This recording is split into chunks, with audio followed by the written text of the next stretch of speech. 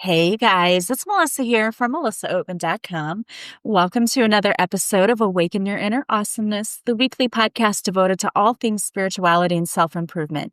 I am so delighted you're here with us today. We have a very special guest.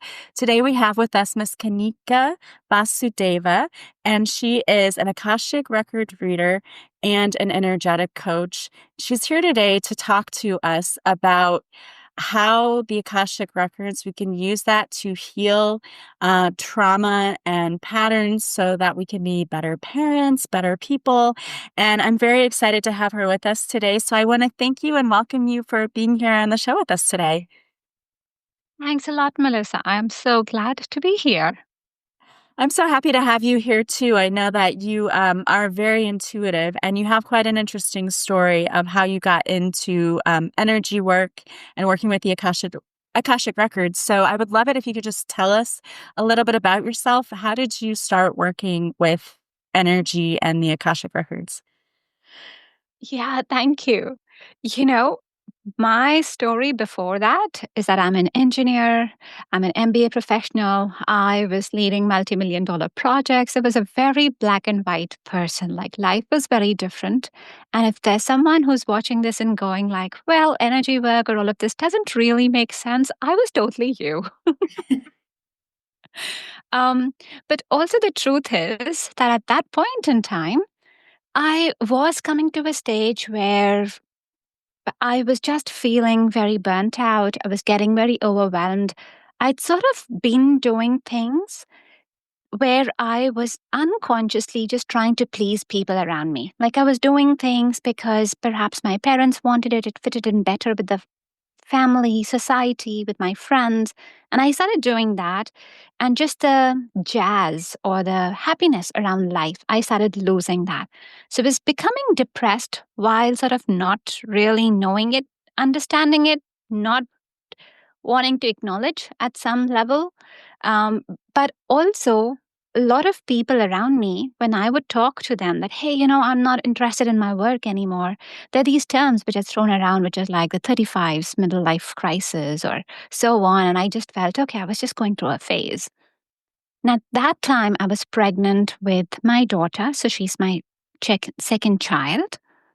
And it was on paper, it was a good pregnancy. Like if I went to the doctor, that was really good. All the results were good. Everything was happening well.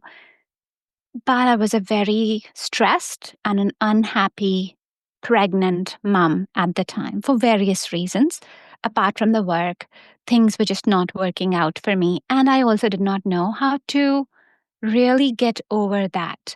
Like, I did not know how to get over the grief. How do I get over some of the stress or the heaviness or the pain or like just feelings, things that some people say to us and the hurt? And how do I get over that? I just did not know that. And then one day I woke up and she wasn't there. Like, her heartbeat was not there.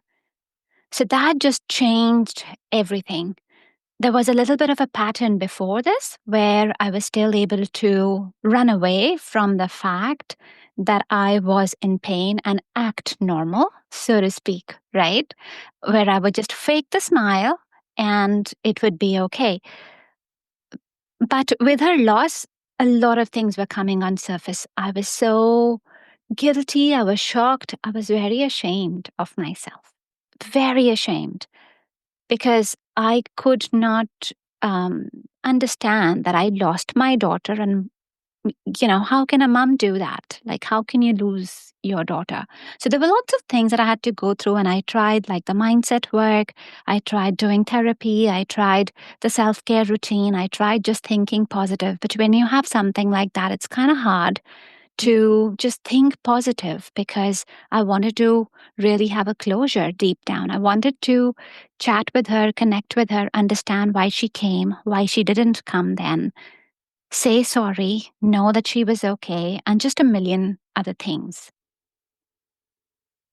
I worked my way then, and that's, I think, the first time when I was more open to this intuitive world and I was connecting with more psychics.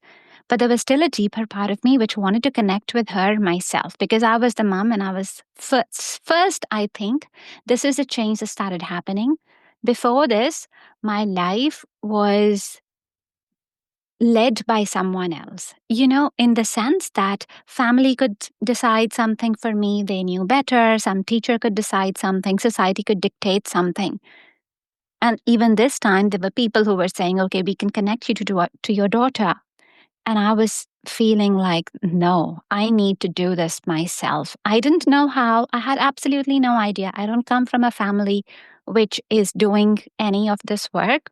I'm teaching them now. That's a different thing. But it was completely foreign. Um, but I think that was the time when I was stepping into my agency, which is absolutely beautiful. And when you decide to do that, then the universe answers. So I got some teachers who actually brought me to energy healing. Then I learned to tap into the Akashic Records as well and have that connection myself. My world's never been the same afterwards with this journey. I learned that my daughter had come in because I had a secret pact with her. I had told her before I incarnated on earth, I had told her that if I'm wasting this lifetime, if I'm just going down the rabbit hole, if I'm not making it useful, if I'm not happy, then please come and wake me up. And she actually came to do just that. And there were lots of signals before that, when they were telling me, hey, you're depressed, you need to do something. They were sending me signals. I was not listening. So she kept that part of the deal. But that was really good understanding that. And I think this is why I share this story, because everything that we feel, even if there are things that happen to us which feel really bad, I promise you, I've seen so many clients, and from my own story, I can say that life's always working out for you. There's always something that's bigger in there. So instead of trying to think, why me, put a little bit of a different angle and just say, why am what is the growth that is supposed to happen for me here? What am I really learning? And why am I chosen for that lesson? And then it'll make a whole story. You'll realize that you're really loved a lot more.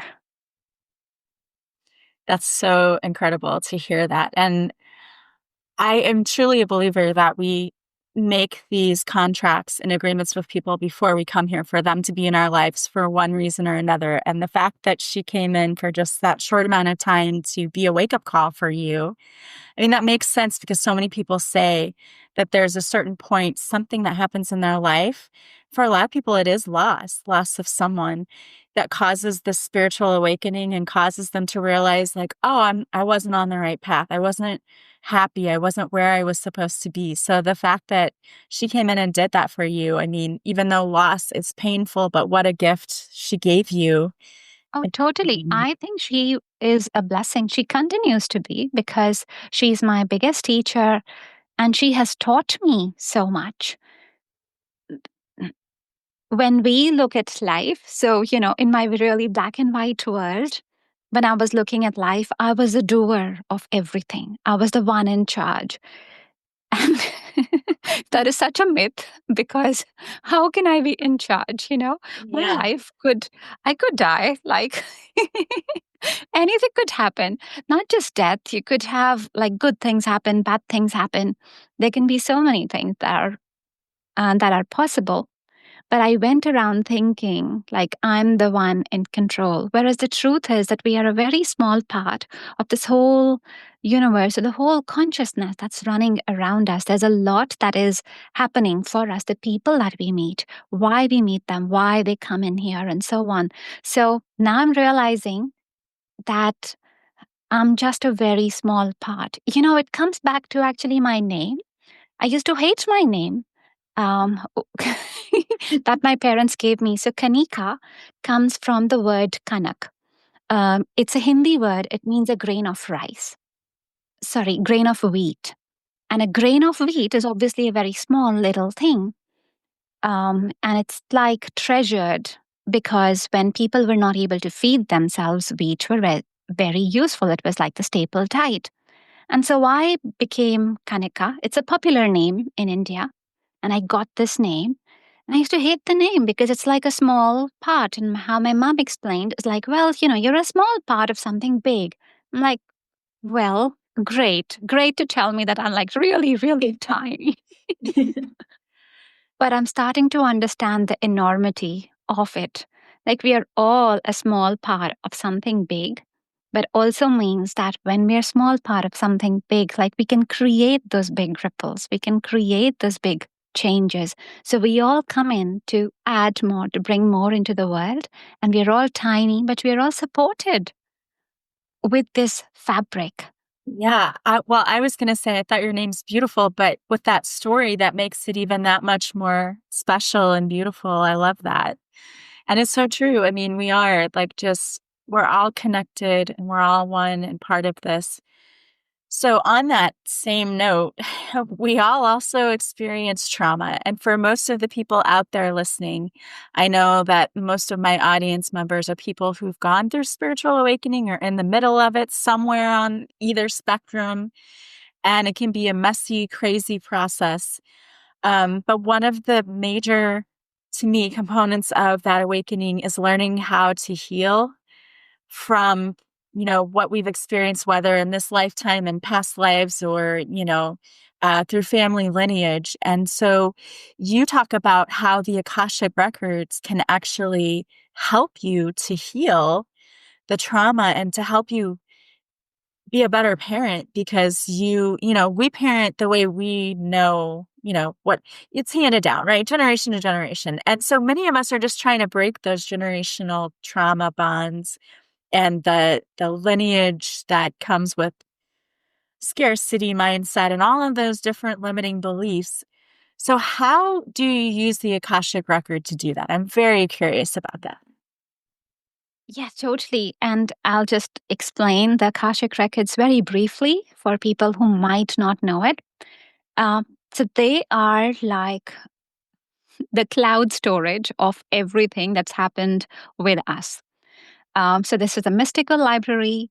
It contains stories about this lifetime, all the stories, by the way, all the experiences, everything that I've had, everything, people that I would have met, every little thing about this lifetime and all the other lifetimes as well. So it's like a big,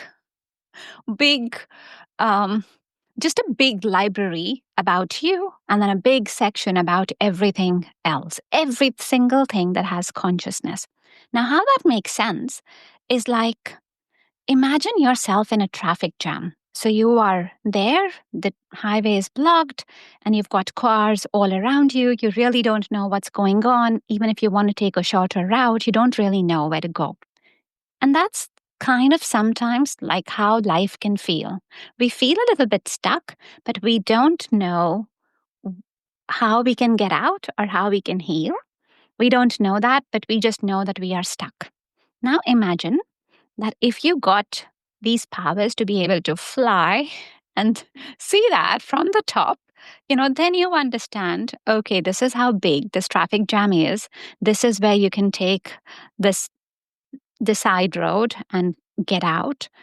That is what the Akashic Records does for you. So what it tells you is what imprints and what limits are you carrying from this lifetime or previous lifetime that impact you. So once you can untangle those wires, once you can erase those issues, then you're clean. Then that traffic jam is sorted and it all just flows smoothly. That So sounds that's amazing. No one likes sitting in traffic. exactly. No one likes to be stuck either.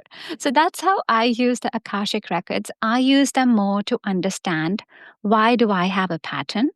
So for me, that would have been, for example, why did I lose my daughter? What happened? Understanding the whole story, because that gives us context and then you can heal. Now, there can be other examples, which could be like if I feel stuck. And I've done that. Like when I felt stuck in my relationships, I was manifesting one sort of toxic relationship after another and so on. People changed, bodies changed, but experiences were sort of similar. Yeah. And yet I can blame all those lovely people, but I was the common factor between all of them. Yes, I totally understand that. That's what my first book was all about. Like, oh, there must be something with me that I need to work on and I need to heal in myself. So, if we have something like that, that's usually a pattern that we need to heal because once we heal that pattern, then we can clear that. And it's not just personal, we can have patterns running in families as well. Like often there'll be families which will say, well, you have to work hard to make money. And then you'll find that across the generations. We'll even have families which will have even non genetic diseases, but it's like everybody seems to get them. It's not very uncommon. They just have similar experiences because they have that karma, they have that lesson to learn through and evolve. So we carry our personal imprint, we carry our family, we carry our society, we carry our country imprint. We carry all of those ties. But this is how the Akashic Records help us that when you can start unpacking each of those, you just go to the root issue. Let's say the root issue of the bad relationships. I looked for myself that I had been orphaned in one lifetime. And so for me, that orphan wound meant that I always felt like I will be alone. And it sort of materialized Yeah. because I carried that very deeply within me. So I had to heal that first. And as you work with the Akashic Records, there might be different layers that come around the same thing. But this is how it helps that when you start looking at the root issues, you start clearing them, it makes a fundamental shift. I worked with a lady and she didn't even want to think about having kids at all. She did not know like what's going on. And but just the conversation of kids, she would just want to run away. And she was in a good relationship, very stable, loved kids otherwise, but somehow just did not want to talk about kids at all. When I looked at her, there was a previous lifetime she'd had when that was the 1800s. There was a lot of blood loss when she was trying to deliver her baby. The baby was very healthy. She was very healthy as well. But there was a lot of blood loss. And by the time she could actually push the baby out, the baby had passed away. Mhm. So she didn't remember that, but her body remembered. And for her body, it was like, well, you become pregnant, then there is loss after that. There's this trauma. We just don't want to do it. So she just did not know. Like she loved kids, but she's like, I can't just even bear the thought of bringing a child on to earth. And this was why.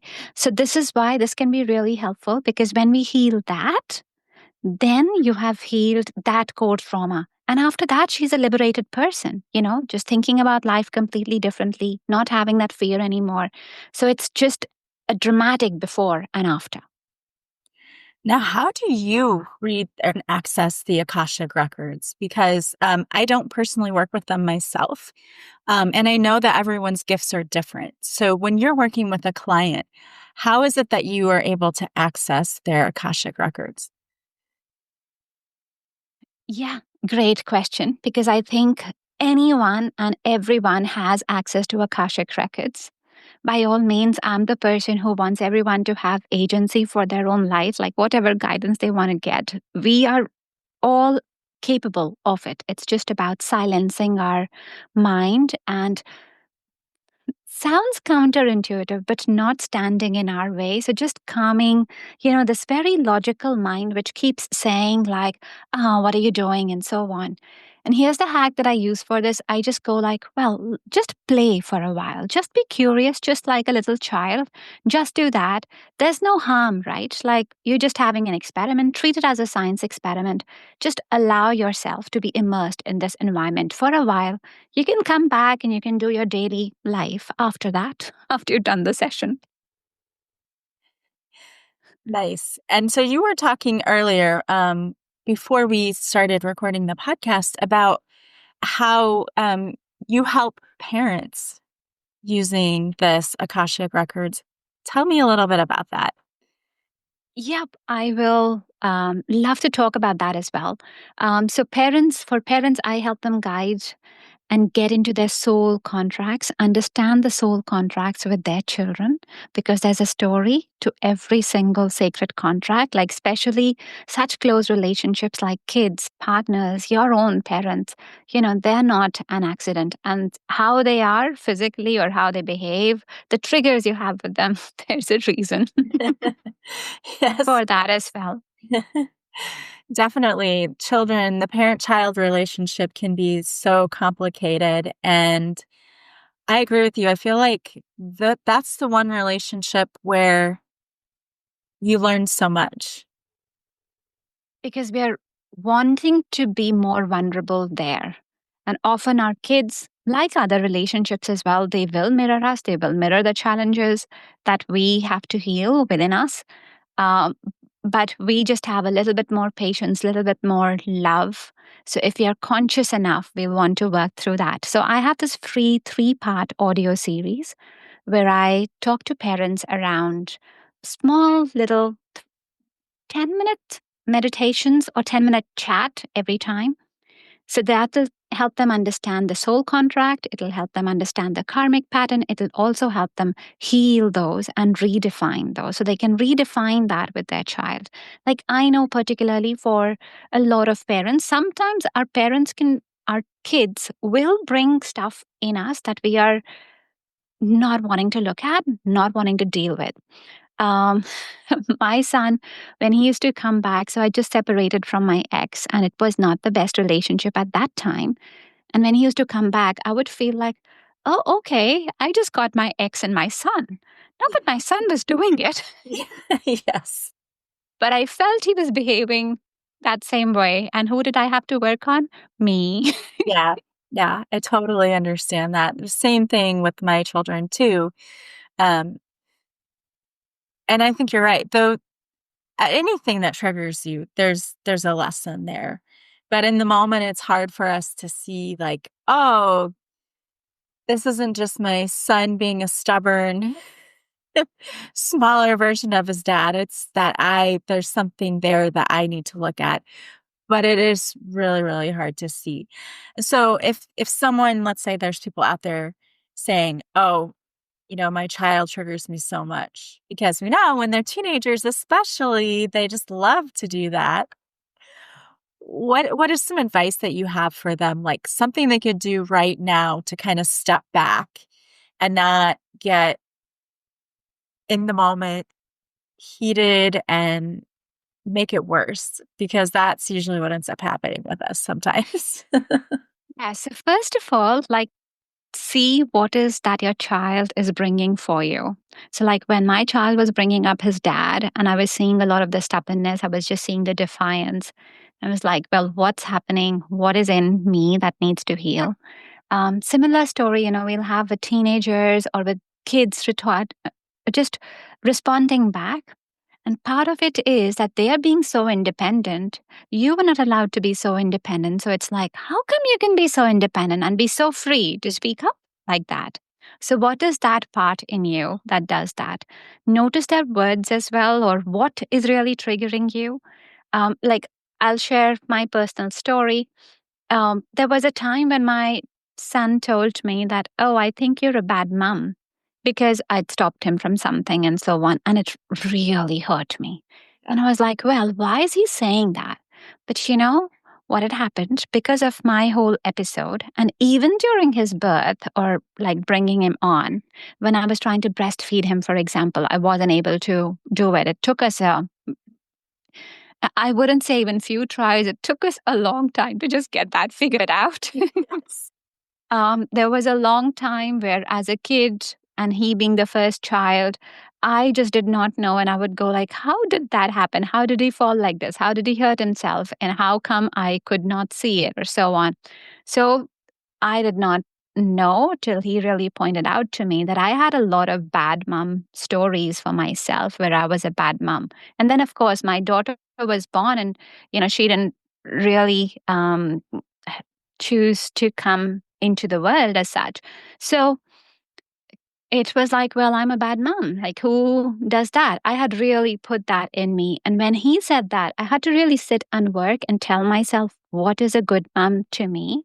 how am I a good mom? I had to watch my own beliefs, my own self talk, and I had to put in pictures there around how am I a good mom. And the fact is, I'm a good mom. Like, as would so many parents be who are listening to this podcast, because we're trying our best. We're trying to put our best versions out for our kids every day. We're trying to be the most evolved as we know, but we're trying our best. Yes, exactly. Even if they're failures, but we are trying our best. And that's all that matters. You're putting our best thing there. So I was like, well, this is why I'm a good mom. And I started putting pictures around what would I like for him as well. So one of the things that I put in after I'd worked on this belief for me, I put in that, oh, like good moms, they just get lots of hugs from their kids. And sure enough, I worked on this. Then I went to pick him up from school, and he's not a hugger at all. Like, he just is not. And he came that day and he's like, hey, mom, like, with the biggest hug. And I'm like, okay. That's good. I got that. So I have a freebie for parents, and that can be found at artoflifecenter.com/parent. That is center as CENTER, artoflifecenter.com/parent. And this takes them through this 3-part audio series, just 10 minutes each, roughly. And that will help them rewire their own beliefs, help them really shift their parenting dynamics as well. I love that. And we'll have the link to that in the show notes too. So if anyone's out there listening and you want to go grab that, which I highly encourage, you can just click on the link in the show notes and that'll take you right there. So I was wondering if you would mind if we pulled a card today for people just to kind of give them a message, maybe what the universe would like them to know for the week, something they can take with them. Absolutely. All right. So the card that came out today is Human Connection and Belonging. Touch is a basic human need for survival. Infants need human touch just to survive. Safe touch lowers blood pressure, boosts the immune system, decreases stress, and boosts the feel-good endorphin hormones. Schedule a massage for yourself. Share a hug, hold a loved one's hand, or give yourself a foot, hand, or neck massage. And then there's a mantra that goes with this card, which is, I feel connected to myself when I allow myself to receive healthy touch and connection. And this reminds me of what you were talking about earlier. There's so many people out there who I think have given up on finding love and the whole dating world because it's so hard. It is really, really hard at this, especially at this stage if you're in like the middle stage of your life. But I think it's a reminder that it is possible. And maybe you just are one of those people who need to identify what are the lessons that those bad relationships were trying to teach you so that you can heal that, learn it, and then move into someone, a relationship with someone who deserves you and will treat you the way that you deserve to be treated. So I love that came out and kind of went right along with what you were saying earlier. So thank you for allowing me to pull the card for everybody. I love that message. No, thanks. It is so spot on because I was just thinking about it today morning as I was in the shower, thinking that the biggest issue that most of us have on earth would have to be self-esteem, self-worth, believing in ourselves, just our own trust. And love will come after that. So it's just, first of all, allowing yourself. And I'll just add on to the mantra as well, because I had to work on it for me. And this is what I find with a lot of my clients as well. Start saying, I welcome myself into this world. Because as we go in the world, we start comparing. We feel like we have to be a certain way, we have to be limited, or we have to, sort of dance or do something crazy and then get other people's attention because that is how they want us to be. Yeah. But we just have to allow ourselves, you're perfect. You are perfect. Every single person is perfect as they are. So just allow yourself to be here. I see some lovely imagery of mushrooms behind you. Like, just they're planted in the soil, right? Like, just plant yourself. You were needed on earth. You would not have been here if all your craziness was not required. All the positive things are not okay. They're all required, every single one. So tell yourself that I love myself and I welcome myself fully as I am. All my quirks, everything, welcome here. I welcome that. Start with that. I absolutely love that. And it is so true. Every single person here is definitely needed. And I want to thank you guys for being here with us today. I want to thank you so much, Kanika, for sharing your wisdom and experience and for the work that you're doing. If anyone is out there listening and maybe they're interested in booking a session with you or following you, what's the best way for them to do that? Yeah, so I am at Kanika Energy Coach. You can find me on Instagram. You can find me on LinkedIn. I love to chat. I love to find out more about you. So that's an easy way. Otherwise, head to my website. It is artoflifecenter.com. And again, just reach out to me. Always say hello. I'd love to just offer help, understand what's going on in your world. Awesome. And again, we will have those links in the show notes so you guys can go there directly. And I highly encourage you to go and grab the free offer that she is giving because parenting today is not easy, especially because a lot of these kids who are coming in to this world right now are here to change it. And boy, the energy it can be really difficult, but our children are so needed and you guys are also needed as well. So I want to thank you so much for being here with us today, Kanika, and just for sharing the work that you do. Thank you so much. Thanks a lot, Melissa. It's been such a pleasure. Thank you for having me on the show. I want to thank all of you guys for being here with us today as well. As always, if you like this podcast, please subscribe. Please leave a positive review from wherever you're listening. And the greatest compliment you can pay me is to share this podcast with anyone you think might enjoy it. I hope that you guys have an amazing week. Don't forget that you can watch this interview live on New Reality TV if you sign up. I hope that you have all of the amazing things that you deserve this week. I am sending you guys so much love and light, and I will talk to you soon. Bye, guys.